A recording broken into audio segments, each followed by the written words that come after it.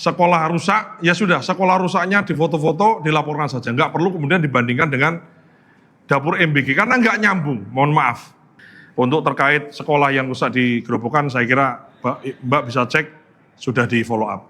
Jadi sebetulnya sebelum saya jadi kepala BGN, saya sering berkampanye ini.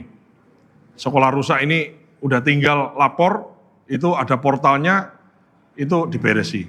Sehingga menurut saya ingin mengajak kita semua ya untuk tidak memperkeruh persoalan. Kalau Anda temukan sekolah rusak, ya sudah, sekolah rusaknya difoto-foto, dilaporkan saja. Nggak perlu kemudian dibandingkan dengan dapur MBG, karena nggak nyambung, mohon maaf. Dapur MBG ini yang bangun adalah mitra, ya kemudian sudah ada skemanya, sementara perbaikan sekolah ini dua hal yang berbeda. Ya. Jangan kemudian jadi seolah-olah ada dikontradiksikan gitu. Itu mohon maaf, itu nggak fair gitu, nggak fair. Tapi nggak apa-apa, ya. Kita juga nggak baper. Intinya pemerintah ada keluhan diperbaiki, nggak ada keluhan dicari. Pemerintah ini tugasnya nyari masalah. Masalah kita cari, kita temukan, kita cari solusi, kita selesaikan. Karena memang tugas kita adalah menyelesaikan persoalan. Persoalan pendidikan, persoalan kesehatan, persoalan gizi, persoalan macam-macam, itu tugas kita. Jadi saya terima kasih ya sudah meng-up itu semua. Jadi dan di momen kesempatan ini di hadapan banyak kamera saya sampaikan, kalau Anda menemukan sesuatu yang nggak benar, sampaikan apa adanya. Nggak perlu dibumbui ini dan itu. Saya suka ya, misalnya katakanlah ada orang menfitnah saya misalnya ya, udah alhamdulillah pahalamu jadi milik saya. Kalau pahalamu udah habis, maka dosaku jadi milikmu. Jadi aku oke aja ya. Pertanggungjawaban kita adalah pertanggungjawaban di akhirat. Ya, jadi saya ingin yang jelek katakan jelek. Kalau Anda enggan ngomong yang bagus nggak apa-apa, tapi jangan sampai jeleknya 2 diomong-omongnya sampai 15 misalnya gitu. Jadi kita supaya tidak ada kegaduhan, kita ingin ada satu pembangunan, kita ingin ada satu kerukunan, perdamaian, sehingga kita bisa membangun. Tadi yang Papua saya tambahkan, ini juga ada misalnya MBG atau makan bergizi bagi anak-anak di daerah rawan konflik. Ini juga sedang kami pikirkan mekanismenya.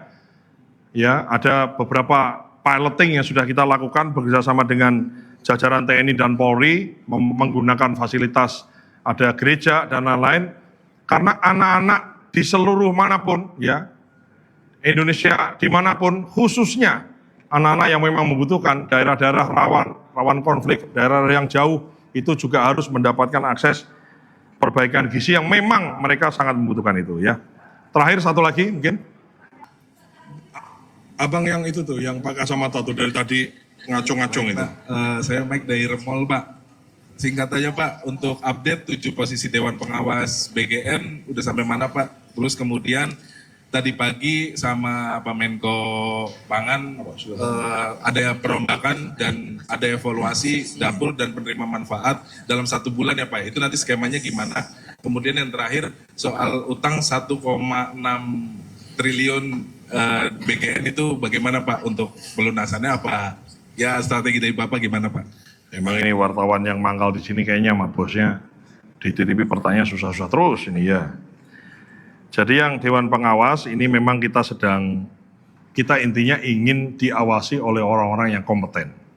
Ya salah satunya kami ingin mengusulkan nanti beberapa ahli gizi, ya kemudian ada dokter anak, ada dokter gizi, ada dokter kandungan. Ya memang perlu untuk kita, termasuk juga chef untuk bisa ngasih tips dan lain-lain. Jadi kami sangat membuka diri terhadap segala masukan dan khususnya kami pasti akan sangat bersyukur manakala kita dibantu oleh tenaga-tenaga profesional yang betul-betul ahli di bidang itu. Makanya tadi salah satu yang saya sampaikan kan kita ingin berdiskusi dengan para ahli gizi bersama dengan Kementerian Kesehatan untuk memformulasikan banyak hal. Dan kita akan mengundang yang lain-lain juga. Mengundang asosiasi chef dan seterusnya, kita ingin banyak mendengar itu. Mengenai hutang, ini tunggaan lah, bukan hutang ya, tunggaan ini itu ranah dari auditor, sedang diaudit.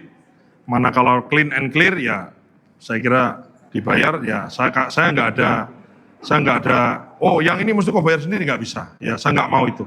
Semuanya trust in system, ya, tidak trust in person.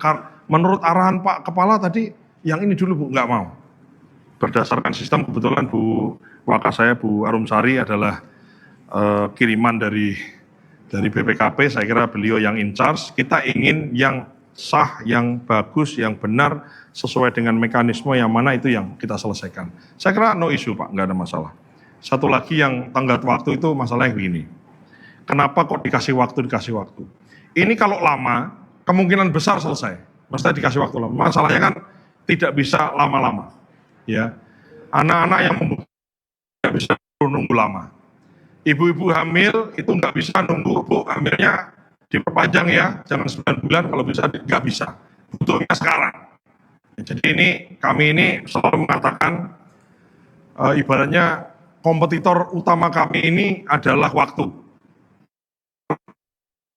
time. Jadi kita sedang berlomba dengan waktu, bagaimana semua persoalan bisa kita selesaikan segera, satu persatu beres, sehingga kita bisa jump in kepada materi-materi lain yang memang, ya kita ini kan nggak cukup ngurusi begini-begini aja ya. Urusan kita besar, banyak, dan banyak sekali orang yang sangat berharap dengan kiprah dan kinerja kita. Saya kira itu, ya, terima kasih. Wassalamualaikum warahmatullahi wabarakatuh.